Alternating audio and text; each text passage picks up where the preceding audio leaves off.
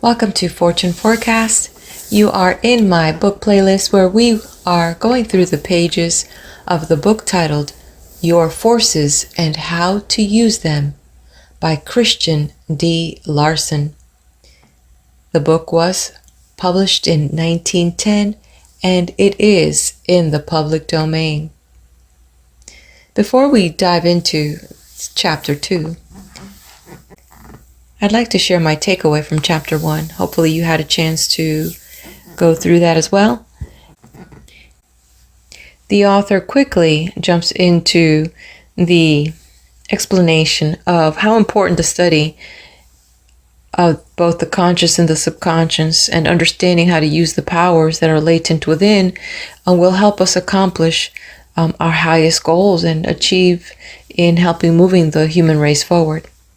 At the same time, what I really enjoyed was the breakdown of the I am, and of course that there were different ways to interpret the mind, body, and soul. But he kind of went down talking about that ego as the I am, and that supreme you, and that we need to make a disconnect that we are not our body and we're not our mind, but we are this I am that is overseeing this. But we need to be consciously aware of that to direct the I am where we want it to be or where we want it to go. So please do go back to that chapter if you haven't had a chance. And those were my golden nuggets. Let's go ahead into Chapter 2. And as I mentioned before, I've noticed that in this book, Larson has like a little writing right before the chapter. So we will proceed with this. And then I'll go ahead and announce the title. Man is ever in search of strength. It is the strong man that wins. It is the man with power that scales the heights. To be strong is to be great, and it is the privilege of greatness to satisfy every desire, every aspiration, every need. But strength is not for the few alone. It is for all, and the way to strength is simple.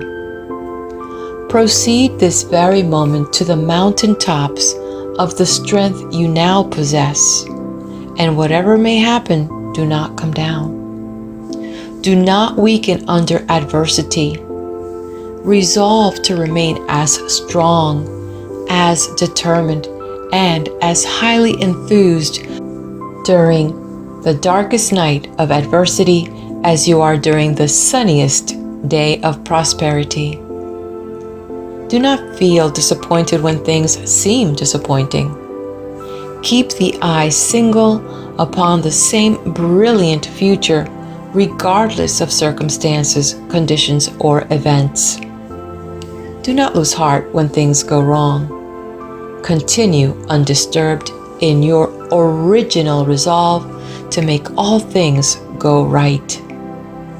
To be overcome by adversity and threatening failure is to lose strength.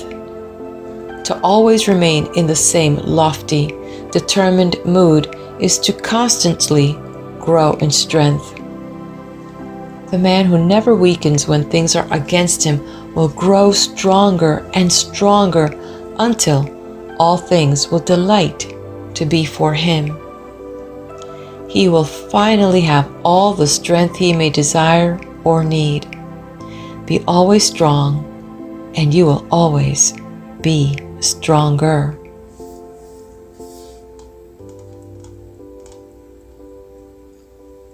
Chapter 2. How we govern the forces we possess. Whenever you think or whenever you feel, whenever you speak, whenever you act, or whatever may be taking place in your life, your supreme idea should be that you are above it all, superior to it all, and have control of it all.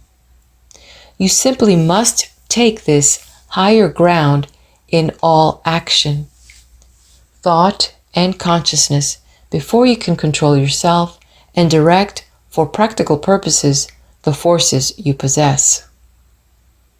Therefore, what has been said in connection with the I am, the soul and the individuality as being one, and as standing at the apex of human existence, is just as important as anything that may be said hereafter in connection with the application of the forces in man to practical action. And though this phase of the subject may appear to be somewhat abstract, we shall find no difficulty in understanding it more fully as we apply the ideas evolved. In fact, when we learn to realize that we, by nature, occupy a position that is above mind and body, this part of the subject will be found more interesting than anything else, and its application more profitable. We can define individuality more fully by stating that it is the invisible man, and that everything in man that is invisible belongs to his individuality. It is the individuality that initiates, that controls or directs. Therefore, to control and to use a force in your own system, you must understand and develop individuality. Your individuality must be made distinct, determined, and positive. You must constantly know what you are and what you want, and you must constantly be determined to secure what you want. It is individuality that makes you different from all other organized entities, and it is a highly developed individuality that gives you the power to stand out distinct above the mass. And it is the degree of individuality that you possess that determines largely what position you are to occupy in the world. Whenever you see a man who is different, who seems to stand out distinct, and who has something vital about him that no one else seems to possess, you have a man whose individuality is highly developed. And you also have a man who is going to make his mark in the world. Take two men of equal power, ability, and efficiency, but with this difference. In the one, individuality is highly developed, while in the other it is not. You know at once which one of these two is going to reach the highest places in the world of achievement. And the reason is that the one who possesses individuality lives above mind and body, thereby being able to control and direct the forces and powers of mind and body. The man, however, whose individuality is weak, lives more or less down in mind and body, and instead of controlling mind and body, is constantly being influenced by everything from the outside that may enter his consciousness. Whenever you find a man or a woman who is doing something worthwhile, who is creating an impression upon the race, who is moving forward towards greater and better things, you find the individuality strong, positive, and highly developed. It is therefore absolutely necessary that you give your best attention to the development of a strong, positive individuality if you wish to succeed in the world and make the best use of the forces in your possession.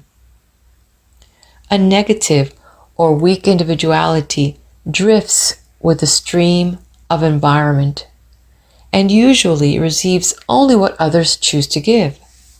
But a firm, strong, positive, well-developed individuality actually controls the ship of his life and destiny, and sooner or later will gain possession of what he originally set out to secure. A positive individuality has the power to take hold of things and turn them to good account. This is one reason why such an individuality always succeeds. Another reason is that the more fully your individuality is developed, the more you are admired by everybody with whom you may come in contact. The human race loves power and counts it a privilege to give lofty positions to those who have power. And every man or woman whose individuality is highly developed does possess power, usually exceptional power. To develop individuality, the first essential is to give the I am its true and lofty position in your mind. The I am is the very center of individuality, and the more fully conscious you become of the I am, the more of the power that is in the I am you arouse. And it is the arousing of this power that makes individuality positive and strong. Another essential is to practice the idea of feeling or conceiving yourself as occupying the masterful attitude. Whenever you think of yourself as being and living and acting in the masterful attitude. Then in addition, make every desire positive. Make every feeling positive. Make every thought positive. And make every action of mind positive. To make your wants distinct and positive, that is, to actually and fully know what you want and then proceed to want what you want with all the power that is in you, will also tend to give strength and positiveness to your individuality. And the reason is that such actions of mind will tend to place in positive constructive action every force that is in your system. A most valuable method is to picture in your mind your own best idea of what a strong, well-developed individuality would necessarily be. And then think of yourself as becoming more and more like that picture. In this connection, it is well to remember that we gradually grow into the likeness of that which we think of the most. Therefore, if you have a very clear idea of a highly developed individuality and think a great deal of that individuality with a strong positive desire to develop such an individuality, you will gradually and surely move towards that lofty ideal. Another valuable method is to give conscious recognition to what may be called the bigger man on the inside. Few people think of this greater man that is within them, but we cannot afford to neglect this interior entity for a moment. This greater or larger man is not something that is separate and distinct from ourselves. It is simply the sum total of the greater powers and possibilities that are within us. We should recognize these, think of them a great deal, and desire with all the power of heart and mind and soul to arouse and express more and more of these inner powers. Thus we shall find that the interior man, or real individuality, will become stronger and more active, and our power to apply our greater possibilities will increase accordingly. The value of individuality is so great that it cannot possibly be overestimated. Every known method that will develop individuality, therefore, should be applied faithfully, thoroughly, and constantly. In fact, no one other thing we can do will bring greater returns. The personality is the visible man.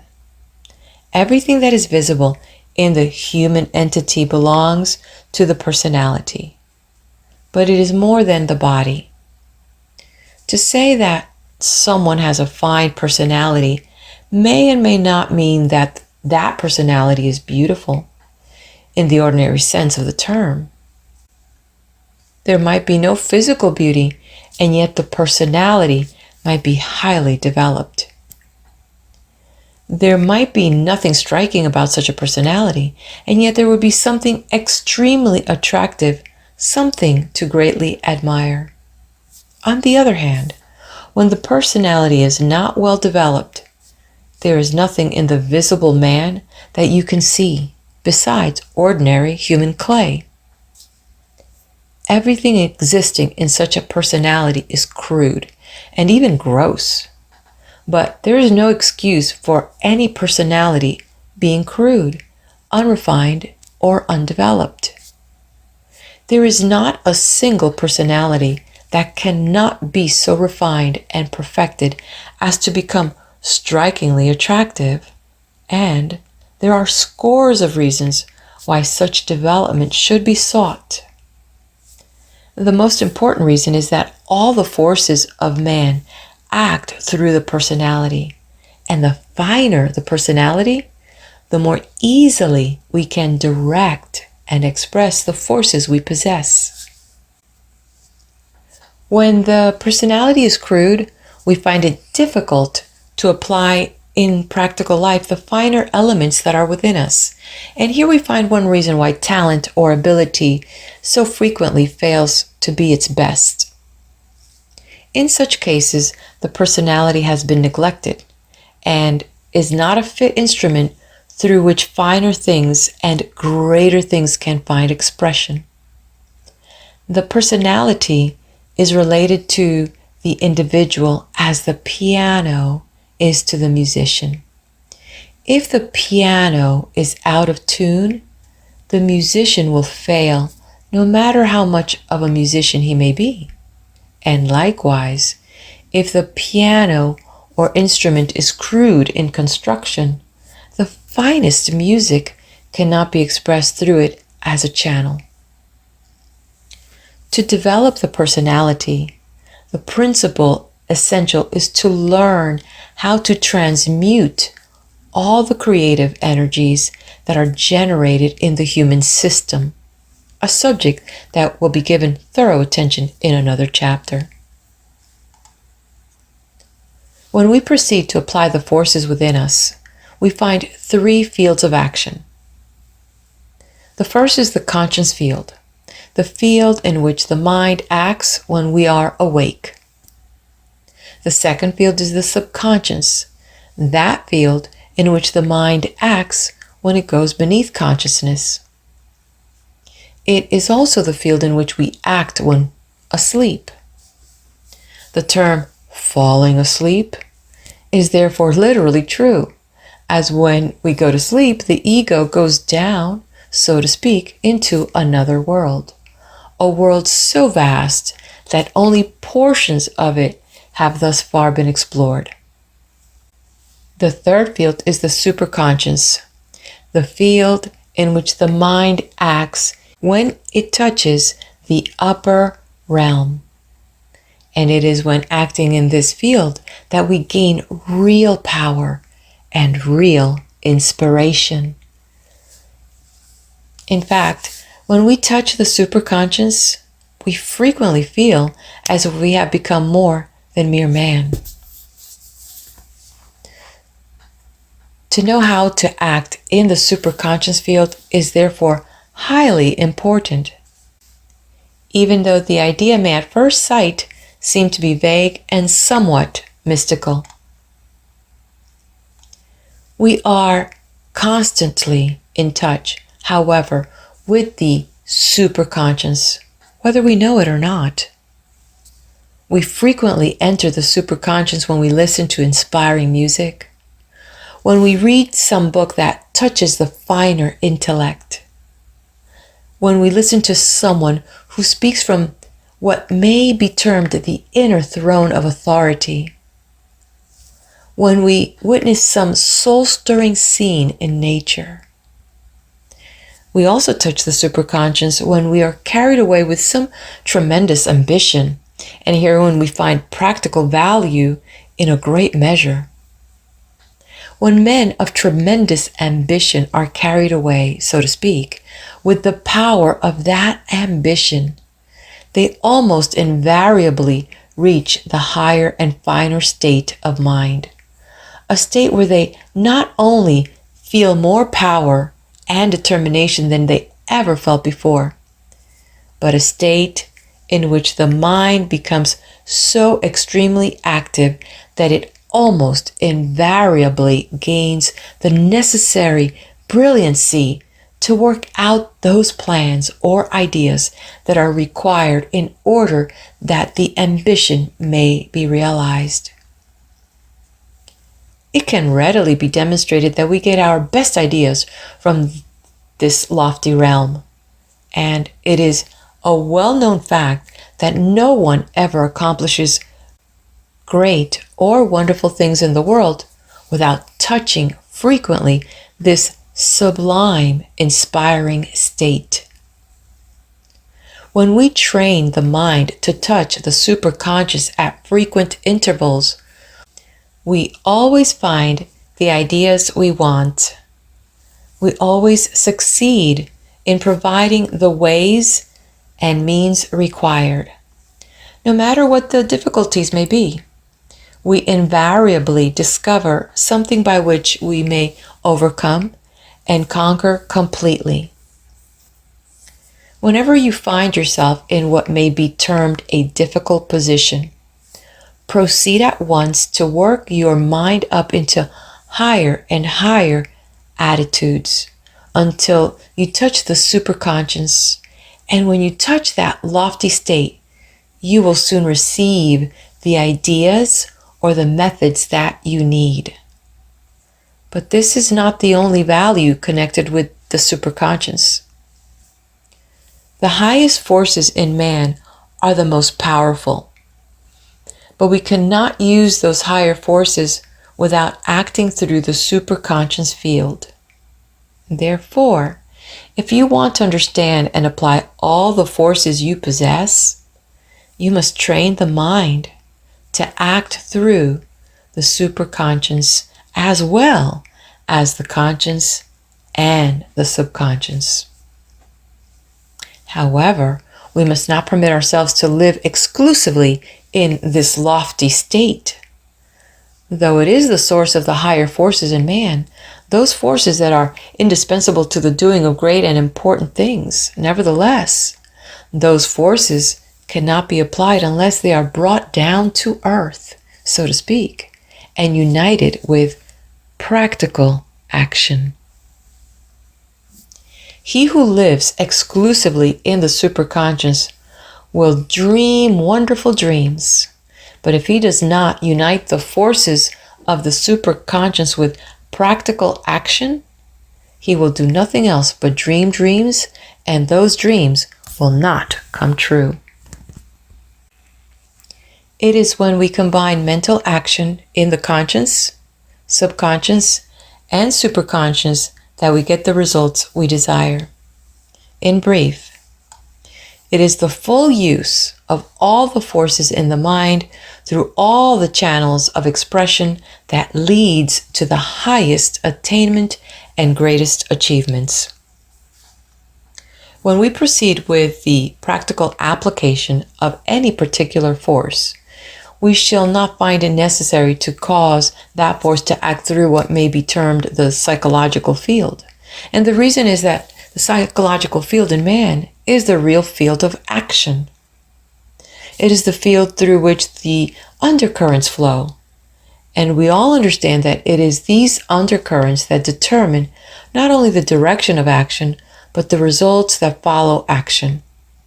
This idea is well illustrated in the following lines, quote unquote. straws upon the surface flow. He who would seek for pearls must dive below. End of quote. The term below, as applied to the life and consciousness of man, is synonymous with the psychological field, or the field of the undercurrents. Ordinary minds skim over the surface. Great minds invariably sound these deeper depths and act in and through the psychological field. Their minds dive below into the rich vastness of what may be termed the gold mines of the mind and the diamond fields of the soul.